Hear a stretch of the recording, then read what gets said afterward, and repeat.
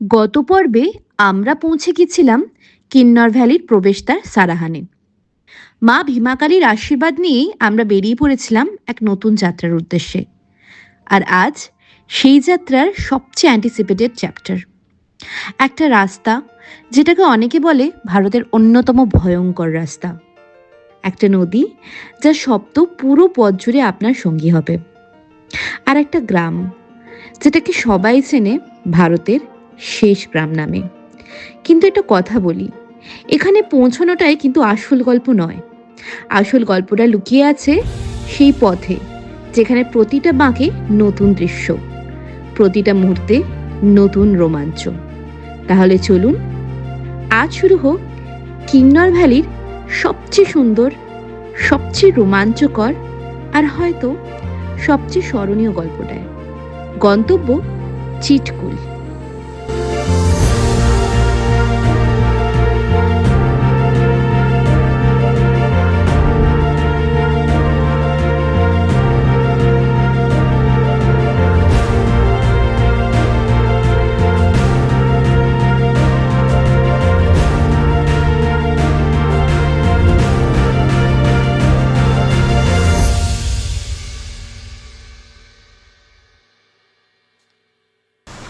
খাওয়া দাওয়া পর্ব কমপ্লিট।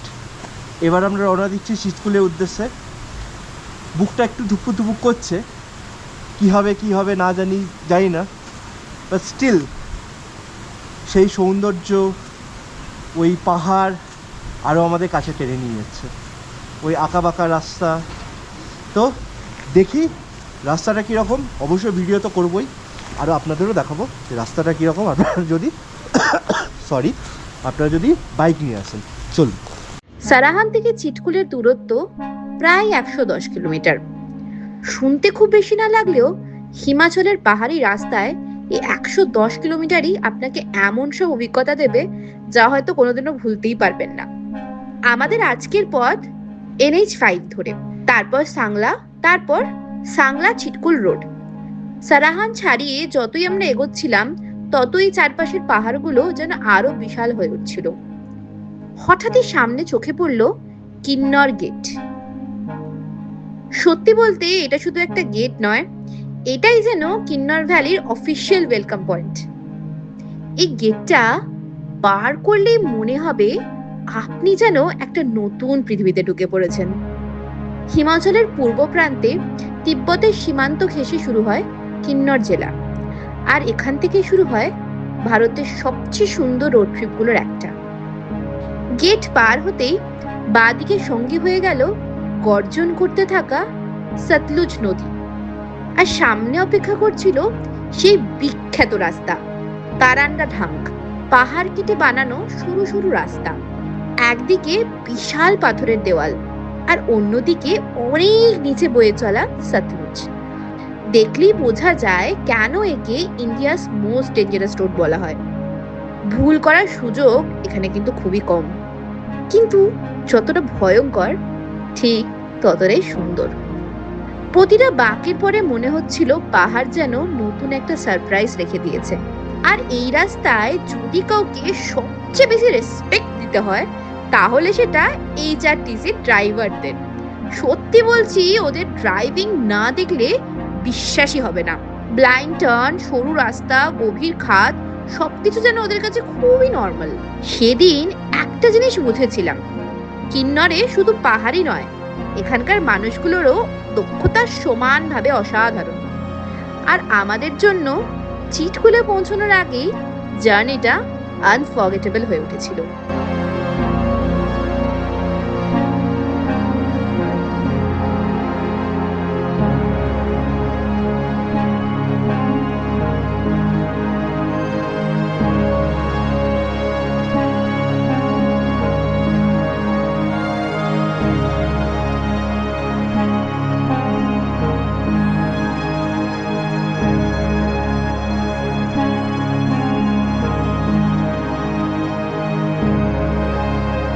তো আমরা দুজন এখন দাঁড়িয়ে আছি সেই ডেডলিয়েস্ট রোডের সামনে, যেটাকে বলে দেখি ইন্ডিয়ার সব থেকে ডেডলিয়েস্ট রোড। তো আপাতত আমার সেরকম আমি বেশি ভয় পাচ্ছিলাম, বাট অনেস্টলি স্পিকিং এখন অব্দি যতটা এসে যাই না এরপর কি হবে, বাট এখন অব্দি যতটা এসছে আমার সেরকম কিছু ডেডলি লাগেনি। উল্টা আমি বলবো যে রাস্তাটা খুবই সুন্দর, খুবই মানে সিনিক বিউটি আছে সাইডে, বাঁ দিকে তাকালে একটুখানি, তলার দিকে তাকালে একটু ডেঞ্জার, বাট স্টিল রাস্তাটা খুবই সুন্দর, স্মুথ রাস্তা, একদম এবড়ো খেবড়ো রাস্তা না। যারা এই রাস্তাকে ডেঞ্জারাস বলে, মানে আমি এখন অব্দি যে এক্সপিরিয়েন্সে, আমি বললো প্লিজ কেউ একটুখানি ইয়ে থেকে মানে আমাদের মানালি থেকে জিভির রাস্তাতে একটুখানি যদি যান তাহলে বুঝতে পারবেন ডেঞ্জার কাকে বলে।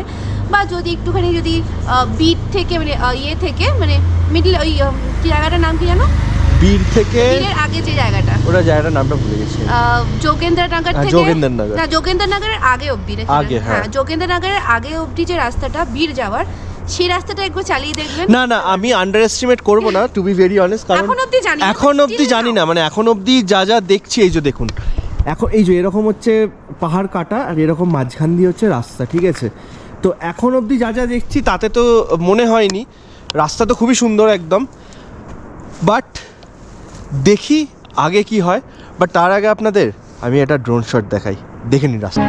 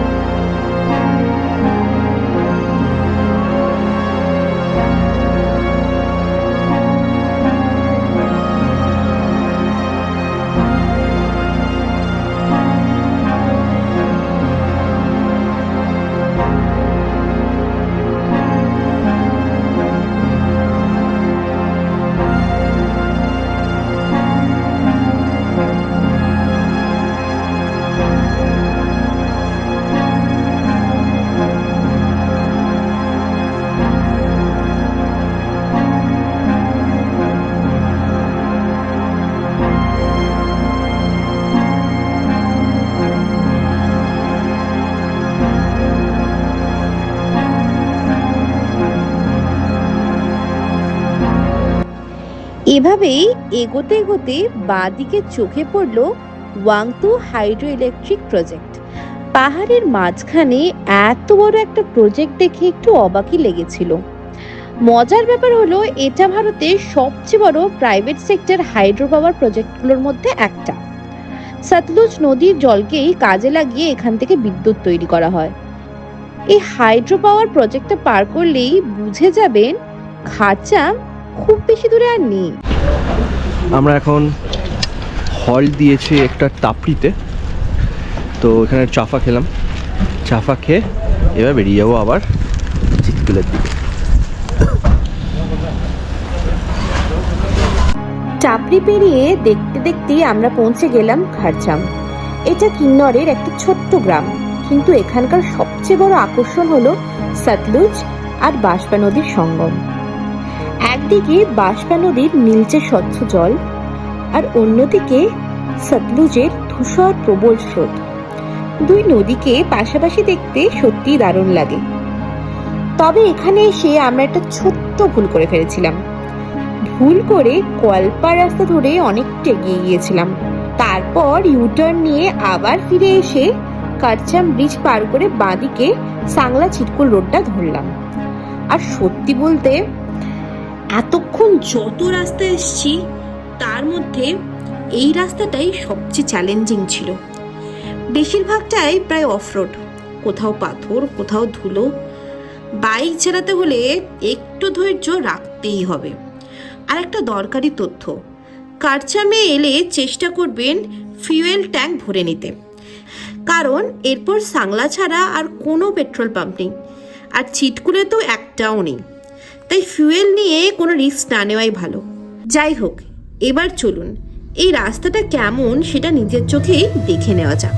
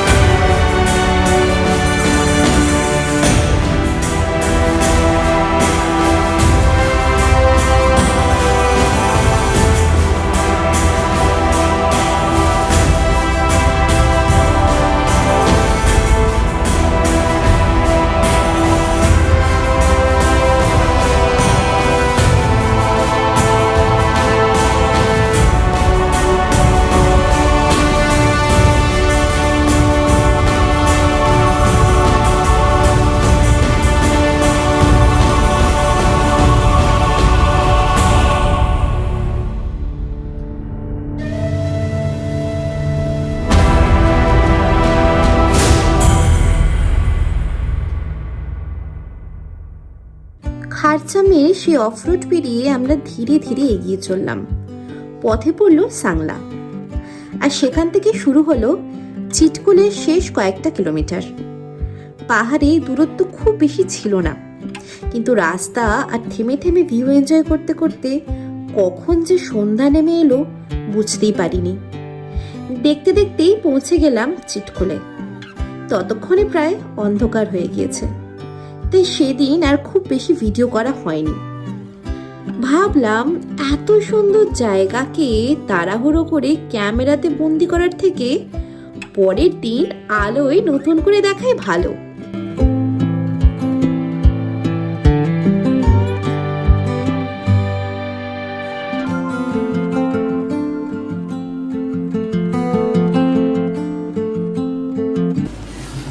এই যে চায়ে চুমুকগুলো দিচ্ছি না, এক একটা চুমুক মনে হচ্ছে যেন প্রাণ ফিরে আসে। মানে সারাহান থেকে চিতকুল আসার যে রাস্তাটা, একটা পার্টও মানে এমন আপনাকে দেখাবে যেন আপনি হেভেনে আছেন, একটা পার্টের পর যে নরক যন্ত্রণা, কোমর ব্যথা হয়ে যাবে, মানে মাঝে মাঝে মনে হবে যে একটু দাঁড়াই একটু দাঁড়াই একটু দাঁড়াই, মানে কি বলবো যে কি কষ্ট। বাট মানে এখানে আসার পর এখন তো অন্ধকার হয়ে গেছে, এখন জানি না যে ব্যাপারটা বাইরে কি আছে, কাল সকালে সেটা দেখবো। বাট ফাইনালি আমরা চিতকুল পৌঁছে গেছি। আই এম সো হ্যাপি যে এতটা ট্রাভেল করে আমরা দুজনে সেফলি এখানে এসেছি ওই ডেঞ্জারাস রাস্তা পেরিয়ে। সো এখন তো চায়টা এনজয় করি, এরপরে ম্যাগি আসছে, গোলাপ জামুনও খাবো আমরা, ঠিক আছে? ওগুলো মিস করা যাবে না, কারণ উই ডিজার্ভ ইট। এতটা লং একটা জার্নির পর উই ডিজার্ভ ইট। যেটা বলার জন্য ভিডিওটা আবার বানাচ্ছি সেটা হচ্ছে যে এই যে ম্যাগি, এটা কোনো নর্মাল ম্যাগি নয়, কিন্তু এটা হচ্ছে পাহাড়ি ম্যাগি। এর মধ্যে যেটা আছে সেটা হচ্ছে যে মহারাষ্ট্র থেকে আনা একটা স্পেশাল ইনগ্রিডিয়েন্ট, সেটা ওরা বলেনি, বাট ওরা বললো যে মহারাষ্ট্র থেকে এসছে। দেখুন এটা দেখুন, জাস্ট দেখুন, মানে যেমন কালার দেখতে সেরকম। মানে এটা খেলে আপনি জিরোতে মাইনাস ওয়ানে থাকুন, -10-এ থাকুন, এই ম্যাগিটা খেলে আপনার জ্বর হোক, আপনার মাথা ধরা হোক, আপনার মানে কি হচ্ছে, কনস্টিপেশন হচ্ছে, চলে যাবে, বিশ্বাস করুন চলে যাবে। মানে মারাত্মক লেভেলের ঝাল আর মারাত্মক টেস্টি হবে। আই এম লাভিং ইট। পরের দিন সকালে ঘুম থেকে উঠেই আমরা বেরিয়ে পড়লাম রানীকাঞ্জা ফ্ল্যাগ পয়েন্টের উদ্দেশ্যে। সত্যি বলতে চিটকুল এলে অনেকে এই জায়গাটার কথা জানেন না, কিন্তু আমার মতে এটা একটা মাস্ট ভিজিট। চিটকুল থেকে খুব বেশি দূরে নয়, তবে এখানে যাওয়ার একটা নির্দিষ্ট সময় আছে, সকাল 9:30 থেকে দুপুর 2:30 অবধি। এই সময়ের মধ্যেই প্রবেশের অনুমতি দেওয়া হয়। আমরা আইটিবিপি মানে ইন্দো টিবেটান বর্ডার পুলিশের অনুমতি নিয়ে এই রেস্ট্রিক্টেড এরিয়াটাতে ঢুকেছিলাম। প্রায় 3900 মিটার উচ্চতায় অবস্থিত এই ভিউ পয়েন্টে পৌঁছাবার পর প্রথম যে জিনিসটা মনে হয়েছিল, এত সুন্দর জায়গা হয়তো ছবিতে পুরোপুরি ধরা যায় না। চারিদিকে বিশাল পাহাড়, নিচে বাসপা ভ্যালি, আর সামনে যতদূর চোখ যায় শুধু হিমালয়। এই জায়গাটা লামখাকা পাস ট্রেকের অন্যতম গুরুত্বপূর্ণ ক্যাম্পসাইট হিসাবেও পরিচিত। আর সবচাইতে রোমাঞ্চকর ব্যাপার হলো এখান থেকে টিবেট বর্ডার মাত্র 50 কিলোমিটার দূরে। দাঁড়িয়ে থাকতে থাকতে মনে হচ্ছিল আমরা যেন দেশের একেবারে শেষ প্রান্তে এসে দাঁড়িয়ে আছি।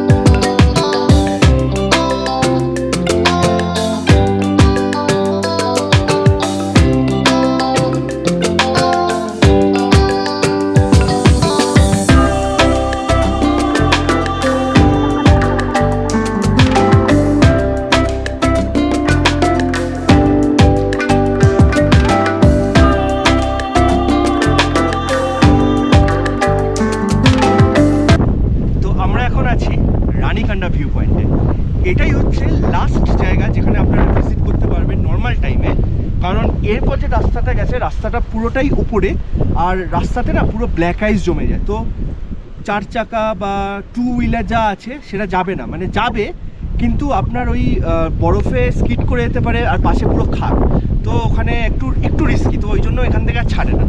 তো কি হয়েছে, এই রাস্তাটা এখন ওইদিকে, এই রাস্তাটার সোজা চলে যাচ্ছে উত্তরাখণ্ডে, ঠিক আছে। তো এবার উত্তরাখণ্ডের রাস্তাটা তৈরি হচ্ছে এখন, মোস্ট প্রবাবলি আর কিছুদিন পর বা 1 থেকে 2 বছর পর হয়তো এই রাস্তাটা ওখানে যোগ হয়ে যাবে, তো তখন আপনার উত্তরাখণ্ড যেতে পারবেন এই রাস্তাটা দিয়ে, কিন্তু এখন যাওয়া যাচ্ছে না। বাট এই রাস্তাটাই যাচ্ছে একটা মন্দির, সেটা হচ্ছে কারু বাবার মন্দির। সেইখানে জন্মাষ্টমীর সময় রাস্তাটা 2 দিন খোলা থাকে, তখনই একমাত্র এখানকার যে পুলিশ আছে, মানে ইন্দো টিবেটিয়ান পুলিশ ফোর্স, তারা তখনই একমাত্র যেতে দেয়। তারপর আপনারা যদি জন্মাষ্টমী আসতে চান তখন আপনারা যেতে পারেন, সবার জন্য খোলা থাকে। আর এই যে পাহাড়টা, এই পাহাড়টার পেছনেই হচ্ছে তিব্বত, আর আমরা এখন দাঁড়িয়ে আছি উত্তরাখণ্ড আর হিমাচলের বর্ডার। আর এই দিক থেকে যখন এলাম তখন একটা ফার্স্ট চেক পয়েন্ট পড়বে। চেক পয়েন্টে আপনাদের আধার কার্ডের নাম্বার, ফোন নাম্বার, যদি গাড়ি নিয়ে আসেন ভেহিক্যালের নাম্বার, ওরা সব নোট করে নেয়। আর আপনাকে একটা কার্ড দেবে, সেই কার্ডটা নিয়ে আপনাকে এখানে আসতে হবে। জায়গাটা খুবই সুন্দর, কিন্তু একটা সত্যি কথা বলবো, প্রচণ্ড ঠান্ডা এই সময়টায়। মানে আমাকে দেখে হয়তো বুঝতেই পারছেন যে আমি পুরো একদম সব চাপা দিয়ে আছি। কিন্তু আপনারা যদি চিৎকুল আসেন, প্লিজ এই জায়গাটা ভিজিট করবেন। বেশি দূরে নয়, মাত্র 10 কিলোমিটার মতো। রানীকান্দা ফ্ল্যাগ পয়েন্ট দেখে আমরা আবার ফিরে এলাম চিৎকুলে। সত্যি বলতে ছোটবেলায় একবার চিৎকুলে এসেছিলাম, তখনকার স্মৃতিটা আজও মনে আছে। এত বছর পর আবার ফিরে এসে দেখলাম অনেক কিছুই বদলেছে, পর্যটক বেড়েছে, নতুন কিছু হোমস্টে আর ক্যাফেও হয়েছে। তবে সবচেয়ে ভালো লাগার বিষয় হলো প্রকৃতির সৌন্দর্যটা এখনও আগের মতোই অক্ষত আছে। তাই চিৎকুলকে শুধু ভারতের শেষ গ্রাম বলে এখানে আসার ইচ্ছা হওয়া বা এটাই মেন অ্যাট্রাকশন ভাবা দুটোই ভুল হবে। আমার মনে হয়েছে হিমাচলের অন্য অনেক জনপ্রিয় জায়গার তুলনায় এখানে পর্যটক তুলনামূলক কম আসেন, আর ঠিক সেই কারণেই চিৎকুলের সৌন্দর্যটা যেন আরও বেশি করে উপভোগ করা যায়। এখানেই আছে টিবেট বর্ডারের আগে ভারতের শেষ পোস্ট অফিস, আর বিখ্যাত the last dhaba of India. অনেকে শুধু এই দুটো দেখতে এখানে চলে আসেন, কিন্তু আমার কাছে চিৎকুলে আসল সৌন্দর্য অন্য জায়গায়। এখানে সময় যেন একটু ধীর গতিতেই চলে, কোনো হর্নের শব্দ নেই, শহরের কোলাহল নেই, শুধু বাষ্পা নদীর শব্দ, পাহাড়ের নীরবতা আর ঠান্ডা হাওয়া। চারিদিকে কাঠের ছোট ছোট বাড়ি, চারিপাশে বিশাল বিশাল পাহাড়, আর এমন একটা ফ্রেশ এয়ার যেটা শহরে হয়তো কল্পনাও করা যায় না।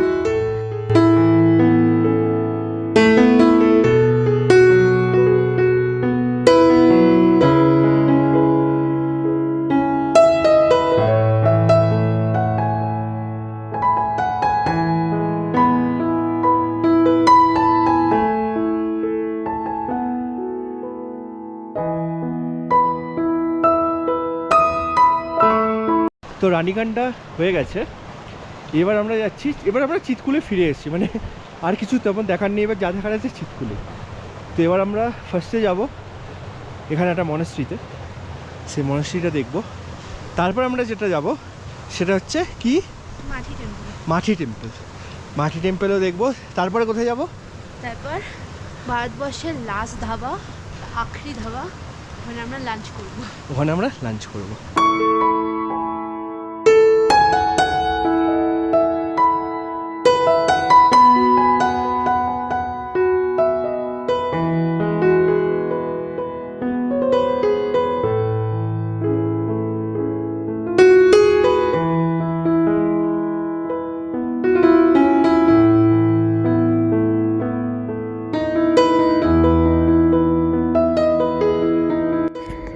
চিৎকুল ঘুরতে ঘুরতে আমরা প্রথমে এই জায়গাটিকে একটি মনেস্ট্রি ভেবেছিলাম, পরে জানতে পারলাম এটা আসলে একটি বুদ্ধিস্ট টেম্পল। মন্দিরটির পাশে একজন লামা তার পরিবারের সঙ্গে থাকেন। ভেতরে সাধারণ পর্যটকের প্রবেশের অনুমতি নেই, তবে বাইরের ছোট্ট কম্পাউন্ডটি ঘুরে দেখতে পারবেন। আমার কাছে এই জায়গাটার সবচেয়ে সুন্দর দিক ছিল এই জায়গাটির সরলতা। কোনো জাঁকজমক নেই, দর্শনীয় জায়গার মতো বাড়তি আয়োজনও নেই, তবু পাহাড়ের কোলে দাঁড়িয়ে জায়গাটা নিজের মতো করে একটা আলাদাই শান্তির অনুভূতি দেয়। কয়েক মিনিট চুপচাপ বসে পাহাড়ের দিকে তাকিয়ে থাকলেই মনটা কেমন যেন হালকা হয়ে যায়।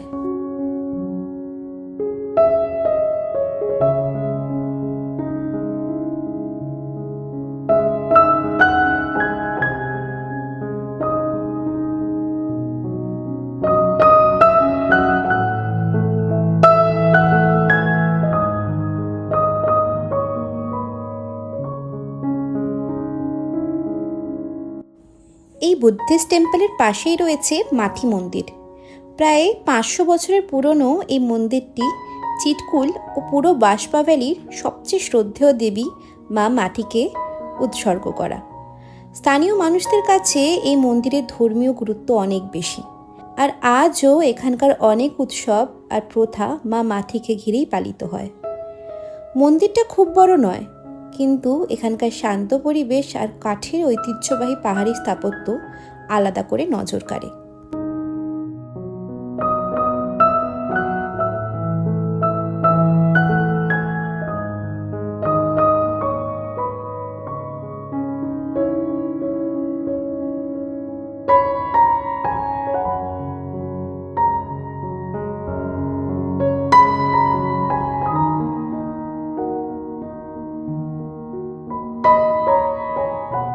তো সব কিছু ঘুরে টুরে আমরা আমাদের সেকেন্ড লাস্ট ডেস্টিনেশনের আজকে, সেটা হচ্ছে লেখাই আছে দেখতে পাচ্ছি হিন্দুস্তান কা আখরি ধাবা, মানে ভারতবর্ষে এটাই লাস্ট ধাবা, তারপর টিবেট বর্ডার স্টার্ট হয়ে যাচ্ছে।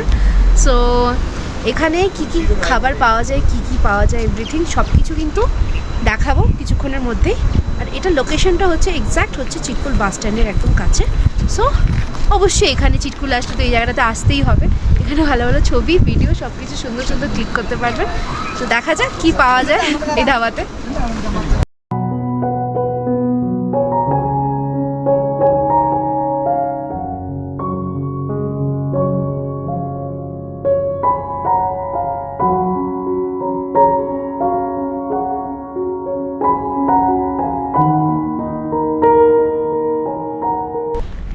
এই যে দেখতে পাচ্ছেন এইটা হচ্ছে চিটকুল বাস স্ট্যান্ড, আর এই উল্টো দিকে ঘুরলেই এই ধাবাটা।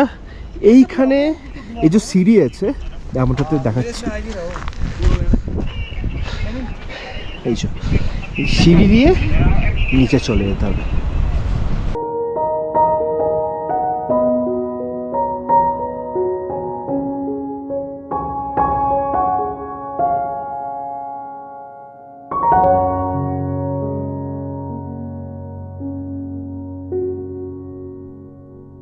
তো আমরা এসে পড়েছি আখরি ধাবাতে, হিন্দুস্তান কি আখরি ধাবা। তো right now we are having the veg thali over here. এটার সাথে যে দুটো খুব ইন্টারেস্টিং জিনিস আমি দেখতে পাচ্ছি, একটা চাটনি আর এরকম fried chilli. This is very much interesting. জানি না খেতে কেমন লাগবে, I hope it will like taste really good. আর রাইট নাও এই ভেজ থালিতে আমি দেখতে পাচ্ছি এখানে চানা রয়েছে, চানা ডাল, এটা রাজমা, আর এটা প্লেন ডাল। তো and price is only 130। I think it's quite affordable.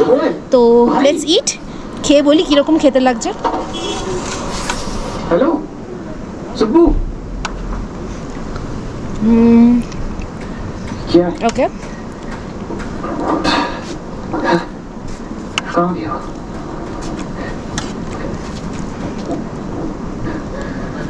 भाई ফুড ইজ ঠিকঠাক, not so good, not so bad, average. 130-তে আর কতই এক্সপেক্ট করা যায়, বাট এক্সপিরিয়েন্সের জন্য কিন্তু do visit this place. Okay, আপনারা এটা কীভাবে খাবেন আমি দেখাচ্ছি। এই যে চাটনি, এই চাটনিটা এরকম ভাতে দেবেন, ঠিক আছে?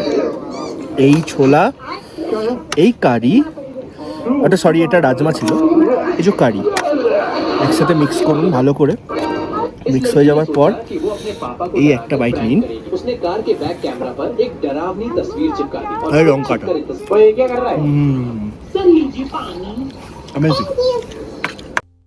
হয়তো এই কারণেই ছোটবেলায় একবার এসেও চিটকুলকে কোনোদিনও ভুলে যেতে পারিনি, আর সেই টানেই আবার ফিরে আসা। এবারেও একই অনুভূতি নিয়ে ফিরছি। এই জায়গাটা আমার কাছে শুধুমাত্র একটা ট্যুরিস্ট ডেস্টিনেশন নয়, সারা জীবনের জন্য মনের মধ্যে রেখে দেওয়ার মতো একটা সুন্দর স্মৃতি। আর আপনাদের কাছেও আমার একটাই অনুরোধ, সুযোগ পেলে অবশ্যই একবার চিটকুল আসুন। শুধু ভারতের শেষ গ্রাম দেখেই ফিরে যাবেন না, এখানকার মানুষ, এখানকার সংস্কৃতি, প্রকৃতি, নীরবতা সবকিছুই একটু সময় নিয়ে অনুভব করুন। বিশ্বাস করুন, হয়তো আপনাদের মনেও চিটকুল ঠিক এইভাবেই আজীবনের জন্য থেকে যাবে।